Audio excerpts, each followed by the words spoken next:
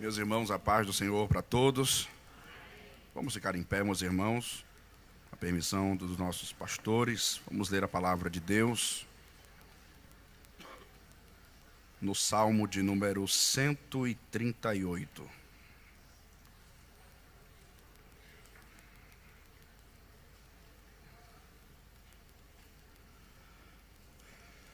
Salmo de número 138.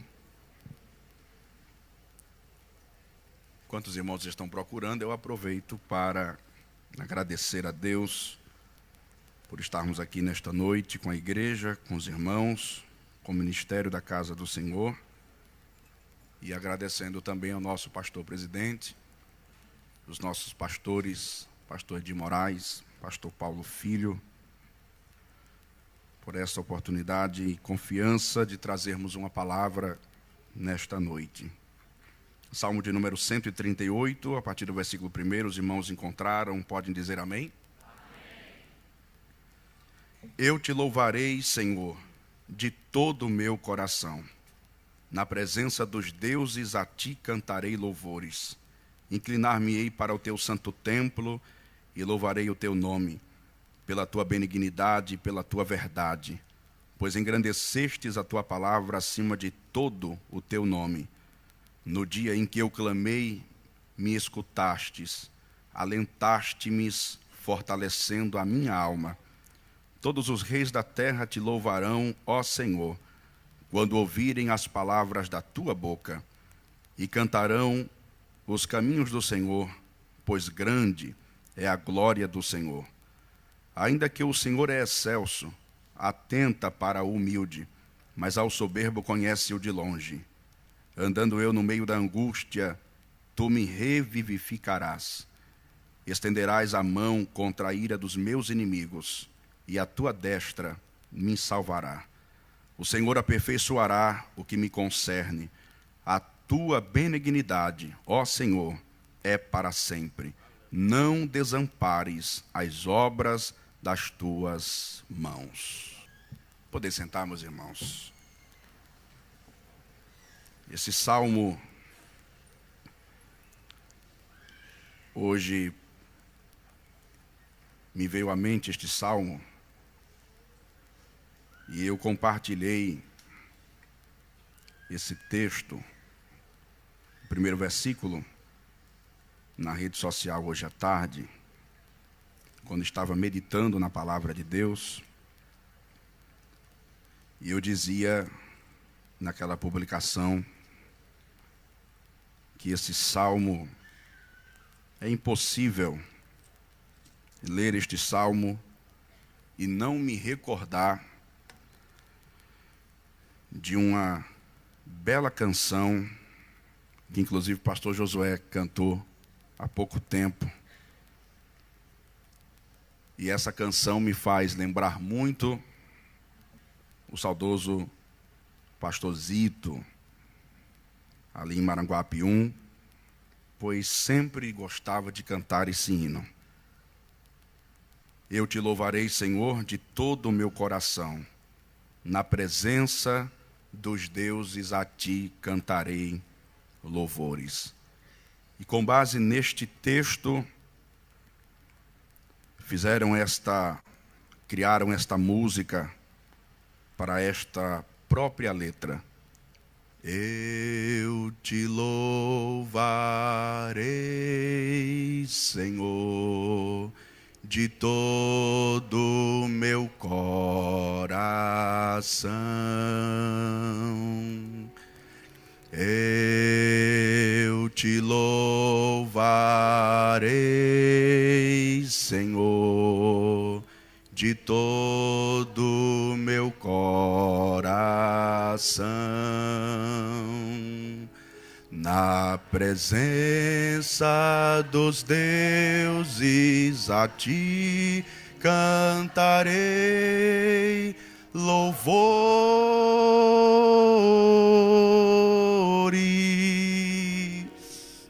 Na presença dos deuses a ti cantarei louvores.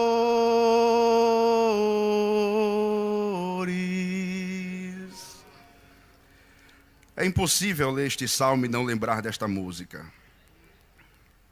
É impossível. Alguns dias atrás, eu vou pedir permissão ao pastor para tirar isso aqui. Alguns dias atrás, eu estava estudando este texto e quando o pastor me ligava ontem, foi o texto que o Senhor me lembrou para compartilhar com a igreja uma palavra nesta noite. Este salmo, ele é de autoria de Davi, esse homem de Deus que recebeu do Senhor algumas responsabilidades no mundo em sua época, dentro do contexto do Reino Sul e logo após Reino Norte, Judá e Israel. Davi recebeu de Deus algumas incumbências para atuar dentro do povo de Deus, como rei, como homem de Deus, como guerreiro, como pastor. E é interessante que, dentre tantos salmos que Davi escreveu, dentre tantas poesias que ele havia feito, algumas com muita alegria, outras com tristezas, outras com um ar de desabafo diante de Deus, confessando os seus pecados, os seus delitos. Esse salmo, ele é marcado por uma palavra chamada gratidão. Davi resolve compor este salmo em um momento de muita concentração. Ele resolve compor este salmo no momento de uma reflexão aguda. O momento em que Davi para todas as suas atividades, talvez senta em um lugar onde houvesse paz, tranquilidade, serenidade, para que ele pudesse refletir um pouco acerca da grandeza das obras que Deus havia feito para com a sua vida. De maneira que esse texto, ele traz para nós um cântico de gratidão. Davi resolve parar para trazer diante de Deus um salmo, um louvor, palavras de agradecimento, palavras de gratidão ao Senhor. Este salmo, ele é marcado por esta palavra, é um salmo de gratidão. Davi resolve sentar para expor, para externar diante de Deus o quanto que a sua alma é grata ao Senhor por todos os benefícios que o Senhor havia feito para com a sua própria vida. De maneira que este salmo, Davi está recordando os benefícios que Deus lhe fez e está autoestimulando a sua própria alma à prática da gratidão. A gratidão é um atributo, a gratidão é uma qualidade de um ser humano. Eu, particularmente, pastor Tiago Rodrigo, eu considero a ingratidão o pior defeito que um ser humano pode ter. E um dia, quando eu disse isso, alguém depois, conversando comigo, perguntou: mas pastor, o senhor não acha que a inveja, ela é pior do que a gratidão? E eu disse a ele, opinião pessoal minha, eu particularmente acredito que não. Porque a inveja, embora seja um sentimento muito negativo, mas é um sentimento de alguém que por vezes deseja ter o que a outra pessoa tem, mas não há nenhuma correlação, possivelmente às vezes, entre essas duas pessoas. A gratidão não. A gratidão é alguém ter sido beneficiado, é alguém ter sido agraciado, é alguém ter recebido um favor de alguém e em contrapartida ele exala a ingratidão em detrimento da bênção que recebeu daquela própria pessoa. Então eu considero a ingratidão um defeito muito grande do ser humano. E Davi está se colocando diante de Deus para se estimular a gratidão, para não incorrer no erro daqueles 10 leprosos que recebem a cura através de Jesus e apenas um volta para agradecer. Os 9 que vão embora são completamente ingratos. Esse salmo é marcado por isto, por Davi estimulando a sua alma a se lembrar de todas as benesses que Deus havia lhe feito e estimular-se a agradecer, a simplesmente agradecer. Isso é tão importante, porque se nós não tivermos cuidado, nós somos levados, às vezes, a vivermos a vida apenas pedindo, suplicando, clamando, mas nunca agradecendo. Então, Davi para tudo para agradecer. Eu penso que nesse dia, Davi pode até ter feito uma lista de gratidão ao Senhor, e lembrando-se de todas as coisas que Deus havia feito na sua vida. Senhor, eu te agradeço pelo livramento do urso, eu te agradeço pelo livramento do leão. O Senhor me deu graça para matar o leão, o Senhor me deu força para matar o urso. Eu penso Davi agradecendo a Deus pela vitória contra o gigante Golias, quando fisicamente ele não tinha condições nenhuma de vencer aquele grande homem, e o Senhor, com apenas uma pedra e uma funda, lhe deu uma grande vitória. Ele deve estar enumerando o que vem na sua mente de lembrança de tudo que Deus havia feito na sua vida. A consagração para rei de Israel, os livramentos que o Senhor lhe deu quando Saul lhe perseguia e tentava lhe matar, e ainda assim o Senhor sempre guardava e livrava Davi, para que nenhum mal lhe acontecesse. Agradecendo porque Deus lhe deu a graça de trazer a Arca da Aliança de volta para Jerusalém, quando era um sonho pessoal de Davi, trazer a Arca de volta, e o Senhor lhe concede esta graça, e é marcado pelo texto quando ele dança diante da Arca, debaixo de uma euforia, de um frenesi muito grande. Ele canta, ele pula, ele dança, é reprovado por Mical, mas ali está explícita o comportamento de alguém que está desfrutando de sonhos da alma. Então ele está trazendo toda esta relação de gratidão a Deus. Eu preciso agradecer ao Senhor. Eu acho importante mencionar isto esta noite, porque todo ser humano, ele tem um defeito que é inerente, que é pertinente a cada um de nós. Nós temos a mente limitada e nós temos a mente muito curta. Você quer ver uma coisa? É fácil nós nos esquecermos das coisas que Deus faz na nossa vida. É simples. Você olha para um problema que está enfrentando hoje, para uma dificuldade que está enfrentando hoje, e alguns, quando olham para o tamanho do problema, se sentem como gafanhotos, como diz o texto em Números, aos olhos da dificuldade. Nós somos como gafanhotos, pequenos, limitados, fragilizados. Essa veio para acabar com a gente. E é muito normal que o ser humano se esqueça de que há dias atrás o Senhor nos abençoou. O Senhor fez um milagre há dias atrás, há meses atrás, há anos atrás. Há uma enfermidade hoje, mas há anos atrás também houve uma e Ele curou. Há uma porta fechada hoje, mas há anos atrás também houve uma, e no tempo certo Ele abriu. Houve um descontentamento, uma desilusão há tempos atrás, mas Ele resolveu.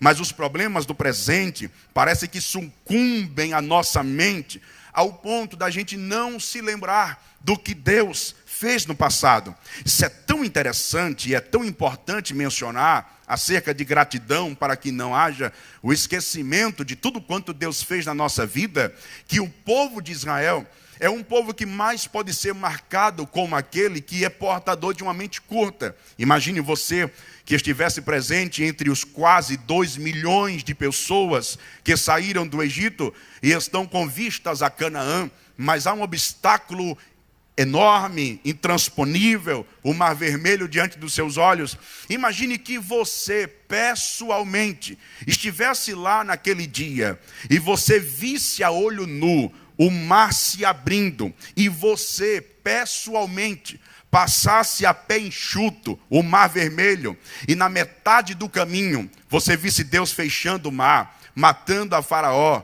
cavalos e cavaleiros, e você, pessoalmente, chegar do outro lado, cantar o hino de vitória. Eu perguntaria para a igreja aqui esta noite, se você estivesse lá naquele dia, com quanto tempo você acha que a visão daquele milagre apagaria da sua mente? Quanto tempo? Quantas semanas? Quantos dias? Ou quantos meses? Talvez, se tivéssemos oportunidade, alguém poderia dizer assim: pastor, se eu tivesse lá, pessoalmente, e eu pisasse na areia, no meio do mar, e eu olhasse para a direita e para a esquerda, e eu visse paredes de água, que até hoje não houve um engenheiro da construção civil que conseguisse achar a argamassa que segurou aquela parede, pastor, era milagre para eu passar o resto da vida e não me esquecer. Isso é milagre para a gente nunca mais se esquecer. Quem concorda com isso, diga amém. Para nossa decepção, sabe quantos dias depois Israel se esqueceu desse milagre? Diga aí para o seu irmão, 3 dias. 3 dias depois apenas. Israel está no deserto reclamando contra Moisés, blasfemando contra Deus. E dizendo para Moisés e dizendo para Deus, eu tenho saudade das cebolas do Egito. Eu tenho saudade dos melões do Egito. Eu tenho saudade do alho silvestre do Egito. Moisés, eu tenho saudade até da sepultura, porque lá tinha sepultura e aqui não tem. Moisés, levantemos um capitão, voltemos para o Egito. Me parece que até a liderança do Egito era melhor do que a sua. Nós não suportamos nada disso.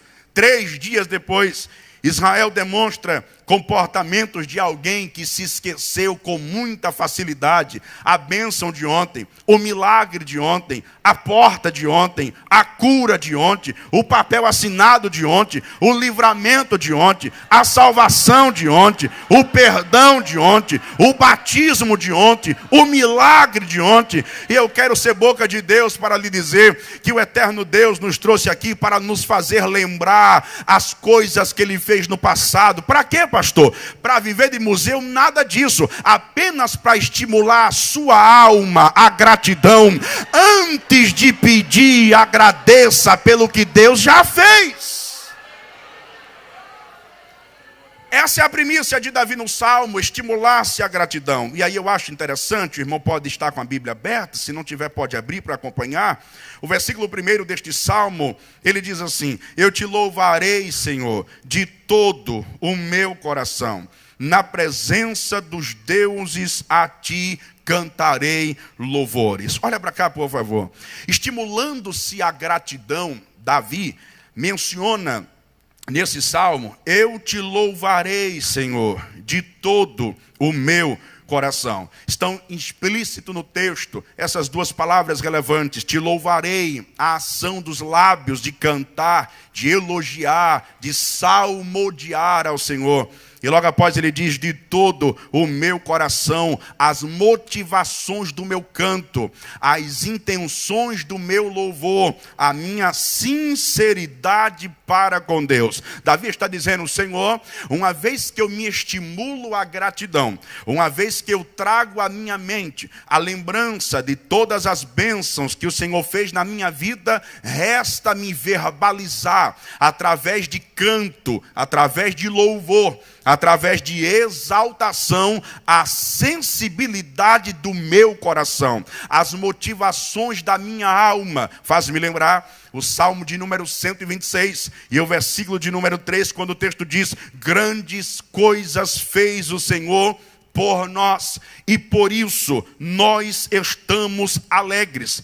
Há inúmeros textos na Bíblia Sagrada, há inúmeros cânticos na Bíblia Sagrada, que foram resultados de uma bênção alcançada. Louvores que vieram da alma, depois que alguém foi abençoado por Deus, pela intervenção divina, e proporcionou um milagre para uma pessoa. Por exemplo, no primeiro livro do profeta Samuel, no capítulo 2, nos versículos 4, 6 e 8, há um registro do canto de Ana, quando ela recebe a bênção de Deus, o menino Samuel. E o texto diz, então orou Ana e disse, o meu coração exulta ao Senhor, o meu poder está exaltado no Senhor. A minha boca se dilatou sobre os meus inimigos, porquanto me alegro na tua salvação. E aí o texto que todo mundo gosta, o arco dos fortes foi quebrado, e os que tropeçavam foram cingidos de força.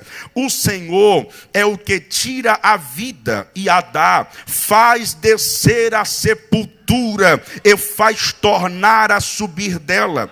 O Senhor empobrece, o Senhor enriquece, abate, também exalta, levanta o pobre do pó, e desde o monturo ergue o necessitado, para o fazer assentar entre os príncipes, para o fazer herdar o trono da sua glória. É exatamente isso o que Davi está fazendo. Ele está verbalizando um canto de gratidão por recordar as bênçãos que Deus lhe entregara no passado da sua vida. Mas permita-me lhe dizer algumas coisas importantes dentro desse texto. Davi continua o salmo dizendo: na presença dos deuses, a ti cantarei louvores. Olha para cá, por favor.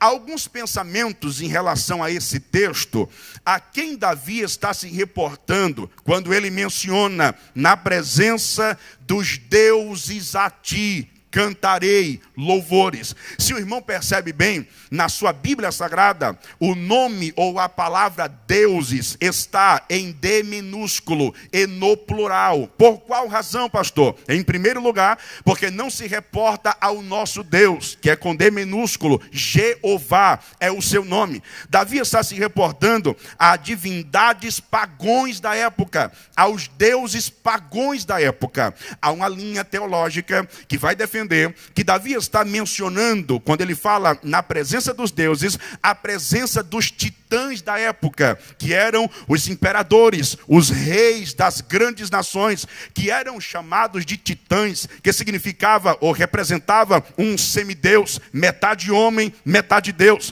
Há uma coerência de que Davi esteja dizendo: quando eu me lembrar dos milagres de ontem, eu não vou cantar trancado no quarto, eu não vou louvar escondido em casa, eu não vou cantar acabunhado dentro do meu teto para ninguém me enxergar, não, eu vou cantar na presença dos deuses. Como assim, pastor? É como se Davi estivesse mencionando mais ou menos assim: quando a minha alma se lembra dos milagres de ontem, eu não consigo suportar cantar escondido, eu tenho que convocar todos os titãs da era, eu tenho que chamar todos os imperadores da época, eu tenho que chamar todos os semideuses das nações da época. E cada semideus se auto-intitulavam como um deus e representavam também a outras divindades daquela nação. Por exemplo,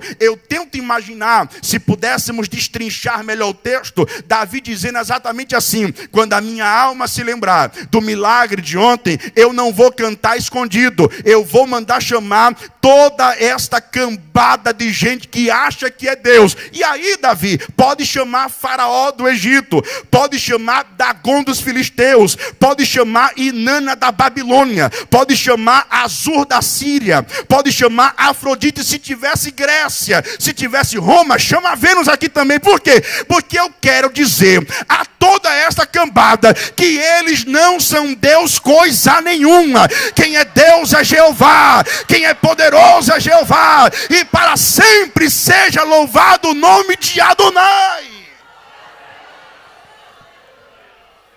Diga aí assim para o seu irmão: cante na presença de todos. Que coisa interessante, Davi está se colocando como arauto de Deus. Chamem a todos. Por quê? Porque eu quero mostrar que não há outro tão grande como o meu Deus, que não há outro tão poderoso como o meu Deus, que Ele é antes de todas as coisas, e que operando Ele não tem diabo que impeça, que operando Ele não tem Faraó, não tem Rio Nilo, não tem Dagon, não tem Astarote, não tem Azera, não tem Moloque, não tem Morduque, não tem Vênus, não tem Afrodite, não tem nada. Ele é poderoso, imutável, implacável, e toda glória seja o seu nome. Quem pode levantar a mão e dar glórias a esse Deus? Na presença dos deuses a ti cantarei louvores. Eu vou cantar para o ímpio ouvir, eu vou cantar para o ímpio saber, eu vou pregar para ouvirem a palavra da verdade, para que saibam que tu, Senhor, és Deus acima de todas as coisas. Aleluia. Agora olha o que ele diz no versículo de número 2. Davi continua a sequência do salmo da gratidão. A minha alma se lembra do benefício de ontem, e eu resolvo cantar na presença de todos os homens da terra, a começar dos deuses que se acham Deus. E no versículo 2, ele diz assim: inclinar-me-ei para o teu santo templo, e louvarei o teu nome, pela tua misericórdia. Repete comigo, misericórdia. Diga assim, e verdade. Aí ele diz assim: louvarei pela tua benignidade, pela tua verdade, pois engrandecestes a tua palavra acima do teu nome. Diga comigo, por favor, misericórdia e verdade. Davi está explicitando as razões pela qual o seu louvor tem origem. E agora ele vai destinar o canto. Ele diz: eu vou louvar a esse Deus que é maior do que todos os deuses da terra, e eu vou louvar sequencialmente. Em primeiro lugar, eu vou louvá-lo pela sua misericórdia. Depois, eu vou louvá-lo pela sua verdade. Eu acho interessante a sequência do texto, porque Davi não coloca a verdade antes da misericórdia. Ele primeiro coloca a misericórdia para poder depois vir a verdade. Pastor, há alguma importância na sequência da misericórdia antecipar-se a verdade? Assim, nós entendemos na Bíblia Sagrada que as misericórdias de Deus, elas são as maiores razões pelas quais nós não somos consumidos. Por exemplo, na sua Bíblia Sagrada, o irmão pode conferir Lamentações de Jeremias, no capítulo 3, no versículo 22, o profeta, ele diz assim: as misericórdias de Deus são as razões de não sermos consumidos. Olha a razão pela qual Davi está louvando a Deus pela sua misericórdia, porque ele próprio compreende e entende que se não fosse a misericórdia de Deus, ele não estava aonde está.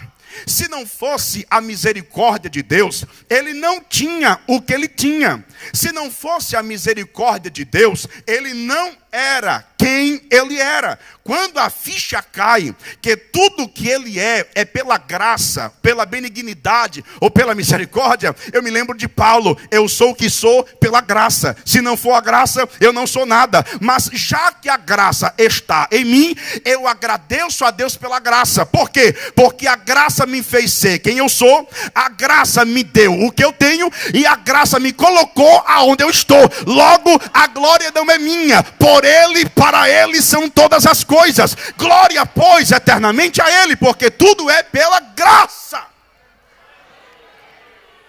Meu irmão, não é por méritos humanos, não é por conquistas humanas, é pela graça, é pela misericórdia. Ele entende isso e ele vai agradecer a Deus, porque por mais talentos que o homem tenha, por mais envergadura que o homem tenha, por mais anéis de formatura que o homem tenha, e tudo isso é muito bom, nada substitui a graça. Se não for a graça, todas as nossas obras são como trapos rasgados e furados, porque tudo é mediante a graça de Deus para com a nossa vida. Talvez por esta razão, depois de entender a importância desta graça, Davi, ao compor o Salmo de número 23, célebre, um dos salmos mais proeminentes da Bíblia Sagrada, o Salmo do Pastor, ele escreve dizendo: o Senhor é o meu pastor, nada me faltará. Deitar-me faz em verdes pastos, guia-me mansamente às águas tranquilas, refrigera a minha alma, guia-me pelas veredas da justiça por amor do seu nome. Ainda que eu andasse pelo vale da sombra da morte, não temeria mal algum, porque tu estás comigo, a tua vara e o teu cajado me consolam. Preparas uma mesa perante mim, na presença dos meus inimigos. Unges a minha cabeça com óleo, o meu cálice transborda. E aí ele fecha o salmo com a palavra mais importante: certamente que há bondade e a misericórdia me seguirão todos os dias da minha vida, e habitarei na casa do Senhor para sempre. Você não vai ser arrancado daqui, porque a graça te alcança, a graça te sustenta, a graça abençoa a tua permanência nesse lugar. A graça de Deus é quem nos sustenta. E Davi diz, a graça, a bondade, a misericórdia me seguirão todos os dias da minha vida. Há um termo chamado de seguir no hebraico, que ele significa mais ou menos assim. A palavra seguir no hebraico, ela traz um significado que diz exatamente assim. É como uma perseguição mediante uma captura. Você já percebeu? Um carro da polícia, quando vai correndo atrás do carro do ladrão, o carro do ladrão não respeita a lombada, passa por cima com tudo. Não respeita meio fio, passa por cima com tudo. Não respeita semáforo, pode estar vermelho, pode estar amarelo, pode estar verde, pode até estar apagado, ele vai passar do mesmo jeito. E é interessante que o carro da polícia, na proporção que o do ladrão não respeita e vai com tudo, o da polícia vai do mesmo jeito, senão não pega. Aí o termo seguir no hebraico, ela traz essa importância. Seguir como em uma captura, ou seja, eu não paro de correr enquanto não te alcançar. Está entendendo o que é graça? A graça é assim, aonde abundou o pecado, superabundou a graça. Não adianta correr, minha santa. Vai para a direita, a graça vai atrás. Vai para a esquerda, a graça vai atrás também. E se eu for nas profundezas do Tártaro mais profundo, a graça vai lá também. Te toma pela mão direita, te coloca sentado em região celestial e diz, abre a boca e canta. E diz que eu sou grande, poderoso, eterno, implacável, e que a graça restaurou a tua vida. Levante as tuas mãos e dê glória a Deus pela graça dele sobre a nossa alma. Graça de Deus. Ah, se não fosse a graça. E por isso Davi está dizendo, eu te louvarei pela misericórdia, pela benignidade, pela graça. Você deve se lembrar melhor do que eu, quando Abacuque, no capítulo 3 do livro que leva o seu nome, ele recebe uma visão de Deus, e a visão é de uma destruição completa. Na visão, Abacuque menciona, eu vi Deus vindo de Temã, e de onde Deus vinha, ele destruía completamente tudo. A terra estava sendo dizimada, carbonizada, destruída por completo. Abacuque entende que a destruição de Deus era uma ira implacável. Não havia oração que Deus cessasse a sua ira. Quando Abacuque entende esse viés de Deus, que mesmo que ele orasse, Deus iria destruir Judá do mesmo jeito, ele entende que não adianta orar, Deus vai destruir do mesmo jeito. Então o que é que ele faz? Ele vai parar de orar? Não vai. Ele vai orar do mesmo jeito. Mas Abacuque é tão sábio que na oração ele diz assim, Senhor, ouvi a tua palavra e temi, causou espanto na minha alma. Senhor, aviva a tua obra no meio dos anos, e no meio dos anos a notifica. E ele continua a oração dizendo, Deus, na ira, lembra-te da misericórdia. Por quê, pastor? Porque a ira de Deus, sem a misericórdia, ela destrói por completo. Então Abacuque, ele diz, Senhor, no momento da ira, pincela com a misericórdia, salva o remanescente fiel de Judá. Pastor, e Deus salvou? Salvou. Como é que o Senhor prova? A tua vida é a maior prova que ele guardou o remanescente fiel. Por quê? Porque Jesus é leão da tribo de Judá. A misericórdia de Deus alcançou a nossa vida. Levante a sua mão para o céu, por favor. Dá um toque aí no irmão e diga assim para ele, você é resultado da graça de Deus.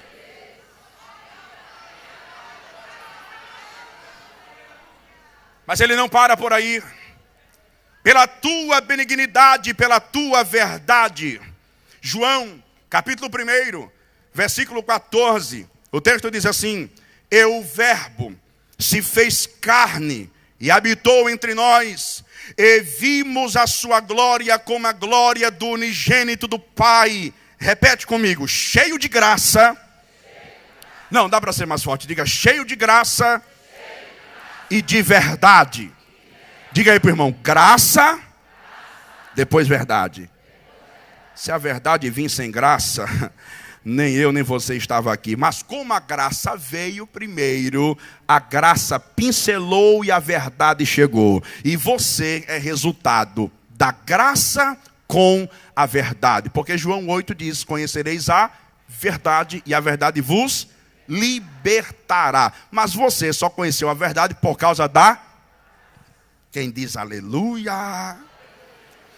Engrandecestes a tua palavra acima de todo o teu nome. O que é que Davi está dizendo, pastor? Davi está louvando a Deus pela fidelidade da sua palavra. Lembremos que Davi está compondo um salmo por se lembrar de milagres do passado. É um contexto de gratidão. Então Davi agora está louvando a Deus pelo cumprimento real da sua palavra. Trocando em miúdos, Davi está dizendo ao Senhor mais ou menos assim: Senhor, tu falastes e cumpristes, bendito seja o teu nome.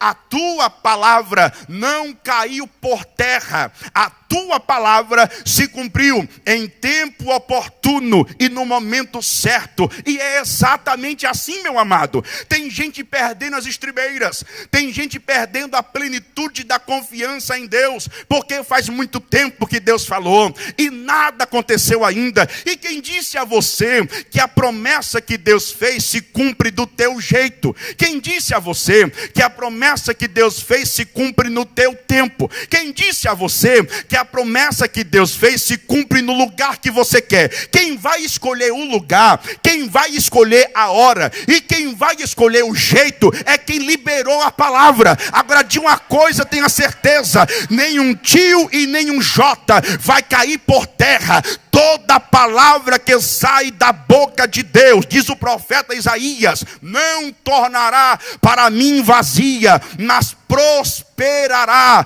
para aquilo pela qual ela foi designada. O que é isso, pastor? Se Deus falou, está falado. Se Deus prometeu, é promessa eterna. Se Ele falou, é prego batido, é ponta virada. Mas vivemos em um tempo de muita falta de credibilidade. Pessoas que falam e não cumprem, pessoas que prometem e não realizam. Mas Jeová, minha santa, não é desse jeito. Se Ele falou, está falado, e no tempo dele a promessa vai vir à tona, e envergonhado e confundido serão todos aqueles que se levantarem contra ti, tornar-se-ão em nada. Por esta razão, ao profeta Jeremias, no capítulo 1, o Senhor diz ao profeta: Jeremias, o que é que você está vendo? Senhor, eu vejo uma vara de amendoeira. Você está vendo bem, profeta. Por que, Senhor? Porque eu não sou homem para que minta, nem filho do homem para que se arrependa. Porque eu, Jeremias, estou dizendo que a palavra que eu falei, eu estou velando com a palavra que eu falei, e vai acontecer, vai se cumprir, vai chegar na hora certa. Que alguém queira, que não queira, a palavra dele está de pé na sua vida. Davi está dizendo: Senhor, eu te louvo, pois engrandecestes a tua palavra. Ou seja, a tua palavra não caiu por terra. Ei, meu santo, deixa eu te dizer uma coisa: promessa de Deus não tem data de vencimento.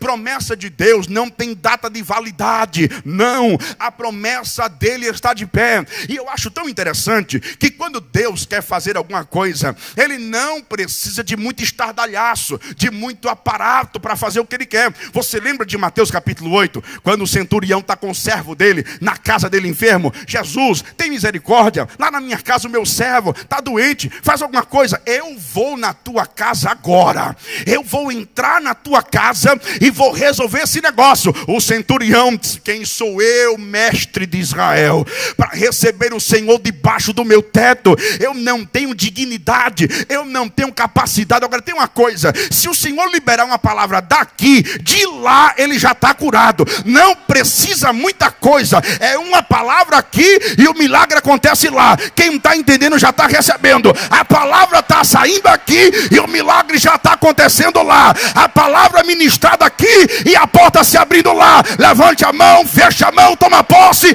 A palavra sai aqui e o milagre acontece lá. Glória a Deus. Uma palavra é suficiente. Eu te louvo, Senhor, pois engrandeceste a tua palavra, versículo de número 3. Leia comigo, por favor. Diga assim: no dia... Não, dá para ser mais forte. Diga: no dia que eu clamei, o Senhor me ouviu, alentou a minha alma, fortaleceu a minha fé. Era aqui que eu queria chegar.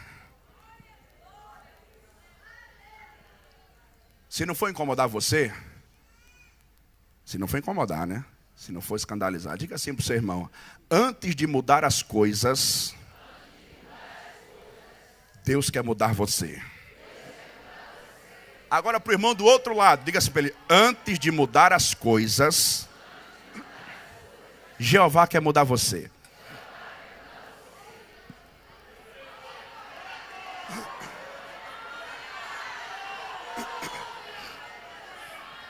O nosso contexto é esse. Venha para a igreja. Vamos colocar Deus no canto da parede. E hoje, ou Deus faz, ou Deus faz. Noite de milagre, noite de revelação, culto da vitória. E eu me lembro que um dia desse, um irmão perguntou assim para mim: pastor Tiago, quando é o dia do culto da vitória em Paratiba? Eu disse: toda quinta-feira. Toda quinta no culto de doutrina é o culto da vitória. Porque não tem vitória maior do que tu estando enxertado na alma da igreja. Diga aleluia. Mas vivemos esse tempo do culto do milagre, da porta aberta, da cura, e apenas isso e nada mais. Nós oramos sempre para Deus mudar o cenário. Deus muda o cenário. Deus muda a circunstância. Deus mude a situação. Deus mude o que está acontecendo. É muito problema, é muita coisa, muito vendaval, muita turbulência, é muito embate, é muita perseguição, é muita pedrada, é muita coisa. Senhor, mude a situação porque eu não suporto mais. É assim ou não as orações? Imagine Deus se apresentando para nós aqui esta noite, dizendo assim: serva minha, meu servo, antes de mudar as coisas, eu quero mudar você. Como assim, pastor? Está com a Bíblia aberta? Versículo 3. É tão sutil que a gente às vezes nem percebe o texto. No dia em que eu clamei, tu me escutastes. Olha aí, pastor. Davi orou e Deus respondeu. Sim, mas qual foi a resposta? Alentaste-me e fortaleceste a minha alma.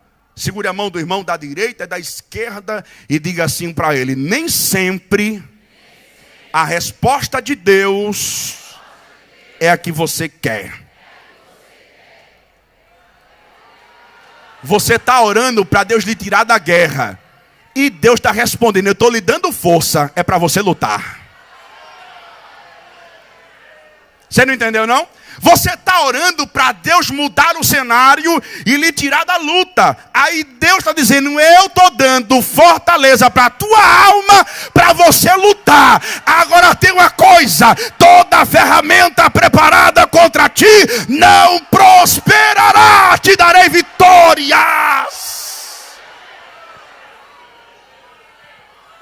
Era marachanderama, canturaba, candarabada, chacarabahas. Coloque a sua mão no ombro do seu irmão, por favor. Seja a boca de Deus e diga assim para ele: a resposta de Deus para você aqui hoje é essa. Receba graça para suportar. Receba força para lutar. Você veio buscando uma coisa, mas o céu já está aberto para fortalecer a tua alma, para você não parar na caminhada. Levante as tuas mãos, abre a boca, manda glória para o Cordeiro de Deus que vai te fortalecer na crise.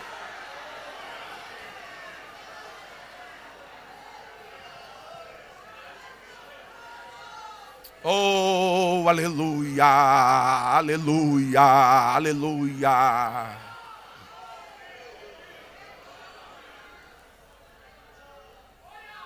E há um perigo muito grande quando nós estamos orando e não temos sensibilidade para entender o que é a resposta. Porque às vezes a gente não quer aceitar que aquela é a resposta. É ou não é? Você está orando, não, Senhor, isso aqui não é... A gente não quer entender qual é a resposta. E às vezes a resposta é essa: eu não vou tirar você da luta agora não. Agora tem uma coisa, eu vou lhe dar graça, eu vou lhe dar força. E a plateia que está de camarote, olha aí, está descendo quente. A plateia que está de camarote, esperando a tua queda para aplaudir e tomar a Coca-Cola, vai morrer seco, mas não vai ver a tua queda, porque a igreja vai permanecer de pé, teu casamento vai permanecer de pé, a tua vida vai permanecer de pé, teu ministério vai permanecer de pé. Recebe graça, recebe força, Deus vai fortalecer a tua alma aqui nesse lugar.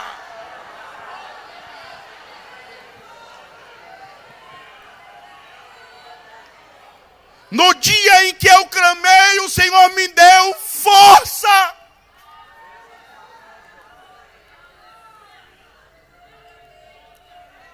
Charles Spurgeon diz o seguinte. Spurgeon disse o seguinte um dia no seu ministério: se o peso não foi removido, pelo menos foi dado força para suportar. Às vezes está pesado, tá ou não está?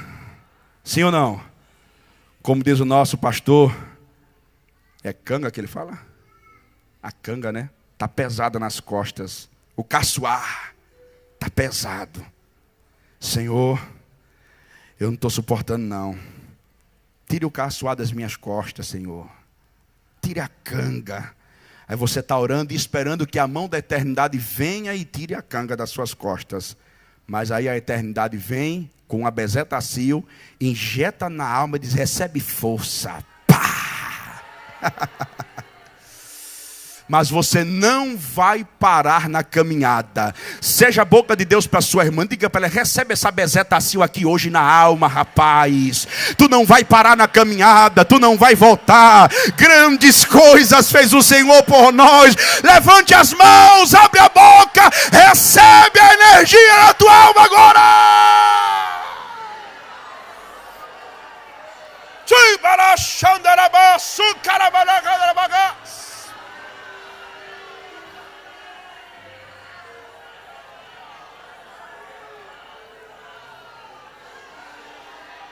O Espírito de Deus lhe trouxe aqui esta noite para lhe dizer: eu vou mudar você no vale, eu vou mudar você na cova. Agora leão não te devora, fogo não te queima, porque eu estou presente com você, lhe dando graça, força, graça, força, força, graça. Recebe, recebe, recebe, recebe do céu.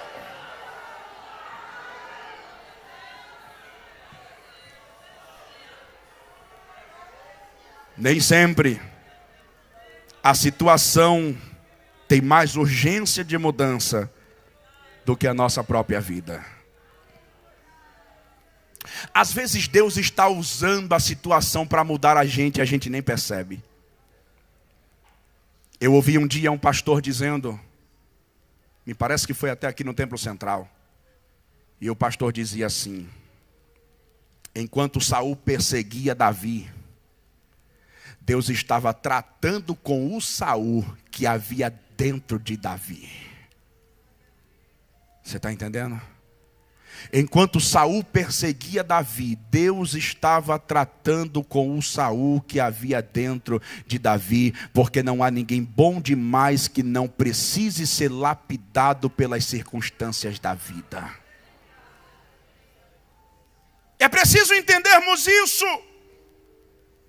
Provérbios capítulo 20, versículo 30, na versão judaica, o texto diz assim, 20 e 30 de Provérbios: os golpes e os ferimentos eliminam o mal. Sim, a surra limpa as profundezas do ser. Olha que texto. Os golpes e os ferimentos eliminam o mal. Sim, a surra limpa as profundezas do ser. Deus está usando a circunstância para mudar algumas coisas que precisam ser mudadas dentro de nós. Talvez por essa razão que Paulo, em Coríntios capítulo 12, ele ora incansavelmente para que Deus arranque o espinho da carne. E ele diz: o céu se abriu e eu entrei lá, não sei se no corpo, se fora do corpo. Eu vi coisas e ouvi coisas inefáveis que não compete falar aos homens. E para que eu não me exaltasse pelo tamanho da revelação que Deus me deu, Jeová colocou um espinho na carne para mudar o caráter de Paulo.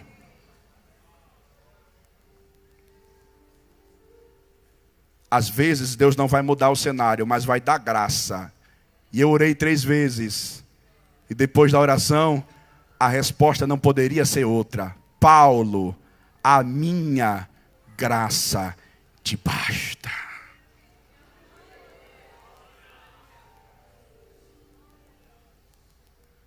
Versículo de número 4, eu encerro.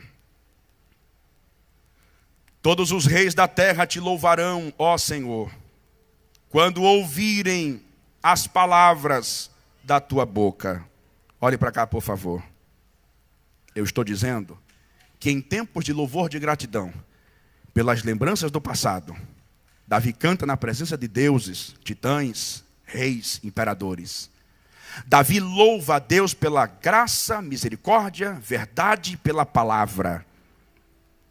Davi entende que Deus está não lhe tirando da circunstância, mas lhe dando força para suportar o cenário. E Davi, às margens da conclusão do Salmo, ele diz assim: todos os reis te louvarão. A minha pergunta, e a pergunta de Deus para nós esta noite é essa: o que nós fazemos com a graça que recebemos no tempo da crise? Convence os titãs?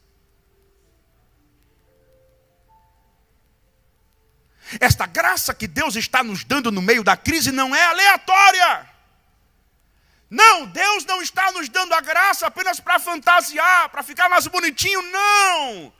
Deus está nos dando a graça com propósito. Fortaleceste a minha alma na crise. Para quê? Para convencer os titãs. O que você diz, o que você fala, o que você canta em tempo de crise, tem alguém que está escutando. E a pergunta é: está convencendo ou está desmantelando? Atos 16. Paulo e Silas, cárcere interior, meia-noite. Chicoteados, rasgado, arrebentado, quebrado, com o pé no tronco, mão amarrada. Tudo escuro. E ele diz: você canta e eu oro. E deixa Deus fazer alguma coisa. E o texto diz que Paulo orava e cantava com o seu amigo. E de repente, o texto diz assim: e todos que estavam presos escutavam. Diz aí para o irmão: tem alguém escutando o que você fala na crise? Diga aí para o outro lado: tem alguém ouvindo o que você canta na crise? E o que você canta e o que você prega, está convencendo ou está destruindo?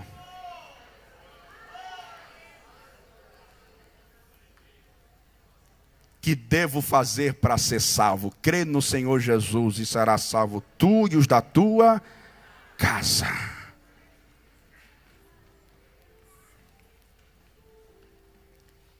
Daniel, na cova de leões, recebe força para suportar. Quando ele sai de lá, o rei é convencido de que o Deus dele é o Deus verdadeiro. Mesaque, Sadraque, Abednego são lançados na fornalha de fogo. Eles caminham dentro da fornalha e quando sai, o rei rasga o decreto antigo. Sabe o que é isso? A graça que Deus lhe dá na crise é para convencer quem está perto de você.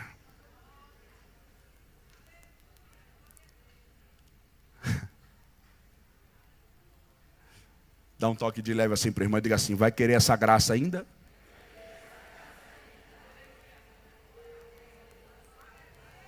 Eu te louvarei,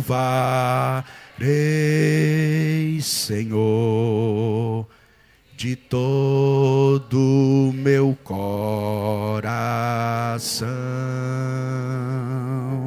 Cante. Eu te louvar. Da alma, canta.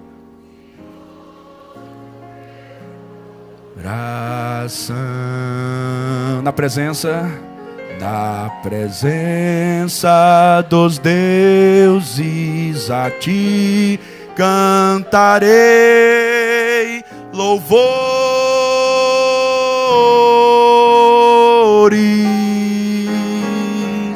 Na presença dos deuses a ti cantarei louvores.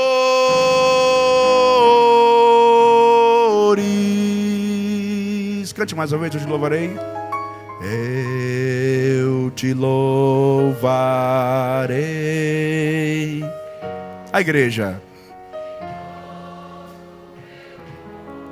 Louve do fundo da sua alma. Gratidão. Eu te louvarei, Senhor, de todo o meu coração. Na presença dos deuses a ti cantarei louvores.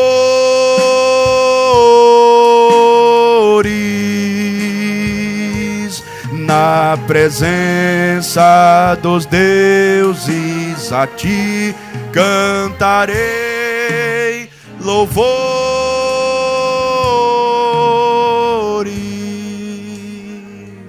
Amém.